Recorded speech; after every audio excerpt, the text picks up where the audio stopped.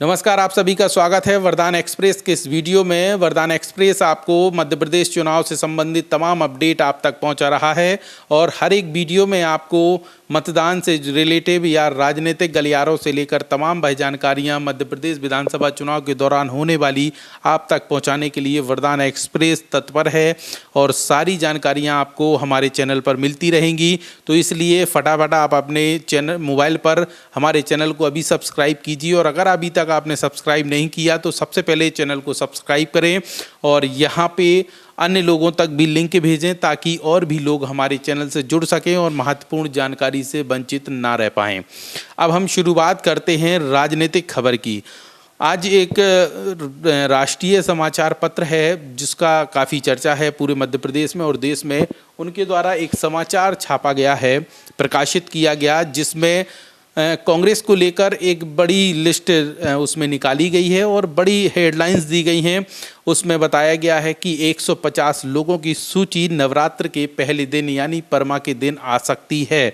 और सबसे बड़ी सवाल यही है, सबको पता है कि सूची आने वाली है और लगभग 15 तारीख तय है, लेकिन एक बड़ी चर्चा बनी हुई है छतरपुर जिले में खासकर कि यहाँ पे 2-3 जो विधानसभाएं हैं उसको लेकर बहुत बड़े स्तर पर जो प्रकाशन किया गया है उसकी चर्चाएं बहुत तेज़ी से हैं। और सुबह से ही जब लोगों के हाथों में अखबार आया तभी से व्हाट्सएप, सोशल मीडिया, तमाम जगह पर चर्चाओं का और भी एक भंडार खुल गया और लोगों ने अपनी अपनी प्रतिक्रियाएं देनी शुरू कर दी। इतना ही नहीं बल्कि यह तक होने लगा कि सरकार किसकी होगी, क्या होगा, तमाम चीज़ें सोशल मीडिया पर आने लगीं। लेकिन खैर वो तो छोड़िए, वो हम आपको नहीं बताएंगे। लेकिन हम आपको ये बताना चाहते हैं कि कांग्रेस की जब 150 लोगों की संभावित उम्मीदवारों की आज एक समाचार पत्र में उल्लेख किया गया तो उसमें खासकर छतरपुर जिले की राजनगर विधानसभा को लेकर जिक्र किया गया। चूँकि राजनगर विधानसभा में कांग्रेस के कुंवर विक्रम सिंह नाती राजा वर्तमान में विधायक हैं और 2 बार से वह वहां पर विधायक बने हुए हैं। इसके पहले छतरपुर विधानसभा से भी विधायक रह चुके हैं। अब ऐसी चर्चाएं हैं कि उनका राजनगर से टिकट कट रहा है। अब सबको सुनकर बड़ा आश्चर्य हो रहा है कि यार कुंवर विक्रम सिंह नाती राजा का टिकट कैसे कट सकता है, और टिकट भी कट रहा है, साथ में उनकी सीट बदली जा रही है। ऐसी चर्चाएं हैं कि उनकी सीट वहां से बदलकर बिजावर भेजी जा रही है और उन्हें अब बिजावर से चुनाव लड़ने की बात कही जा रही है। यह बात हमें भी नहीं पच रही और किसी को भी नहीं पचेगी, चूँकि प्रेजेंट में विधायक हैं और अच्छे खासे मतों से विजय होते रहे हैं और एक बार नहीं बल्कि 3-3 बार के विधायक हैं। अब उनका टिकट मतलब सीट बदल देना ये बड़ा आश्चर्य की बात है। हो सकता है कि पार्टी में थोड़ी बहुत चर्चाएं हुई हों कि क्यों ना इन्हें कहीं और शिफ्ट कर दिया जाए, चूँकि ये जीतते रहते हैं तो वहाँ से भी कमाल कर सकते हैं। लेकिन ऐसा नहीं होता। कोई भी नेता होता है तो अपने क्षेत्र में ज़्यादा प्रभाव करता है, ज़्यादा वजन रखता है और क्षेत्र से ही उसकी जनता स्नेह करती है, तमाम चीज़ें रहती हैं।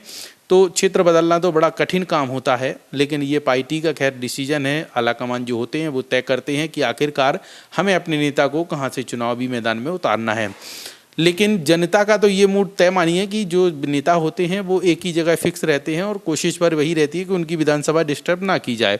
इसी तरीके से हाल छतरपुर के कुंवर विक्रम सिंह नाती राजा के हैं जो राजनगर से विधायक हैं। जब अखबार में ये खबर आई तो उसके बाद लोगों ने, जो जागरूक लोग हैं, पत्रकार हों, तमाम चीज़ें हैं, तो उन्होंने चर्चा करने की कोशिश की।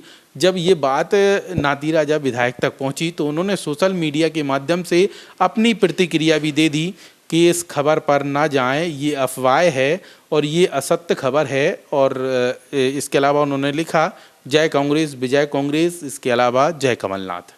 ये उन्होंने स्लोगन दे दिया और मैसेज भी छोड़ दिया कि इस खबर में सत्यता बिल्कुल नहीं है और जो भी ये समाचार लिखा है ये बिल्कुल गलत है। ये हालांकि सही और गलत का फैसला हम नहीं करते, ये खैर पार्टी का विषय है और समाचार पत्र का विषय है, वो हमारा विषय नहीं है। लेकिन हमारा विषय ये है कि विधायक तक बात पहुंची, विधायक ने अपनी बात सोशल मीडिया के माध्यम से जनता तक भेज दी है कि हमारा चुनाव यहीं से लड़ना है, राजनगर से, कहीं और से हमें नहीं लड़ना है। और सबसे बड़ी बात यह है कि उसमें यह भी लिखा है कि राजनगर में पूर्व राज्यसभा सांसद सत्यव्रत चतुर्वेदी की बेटी निधि चतुर्वेदी को पार्टी राजनगर भेज सकती है। यानी राजनगर से निधि चतुर्वेदी को चुनावी मैदान में उतारा जाएगा। लेकिन हम आपको बता दें, निधि चतुर्वेदी ने अपनी फील्डिंग महाराजपुर विधानसभा में लगाई है। चूँकि महाराजपुर में भी वर्तमान में विधायक कांग्रेस के हैं, युवा विधायक हैं नीरज दीक्षित, उनकी भी अच्छी खासी वहाँ पे फील्डिंग है, तमाम चीज़ें हैं, तैयारियां भी हैं।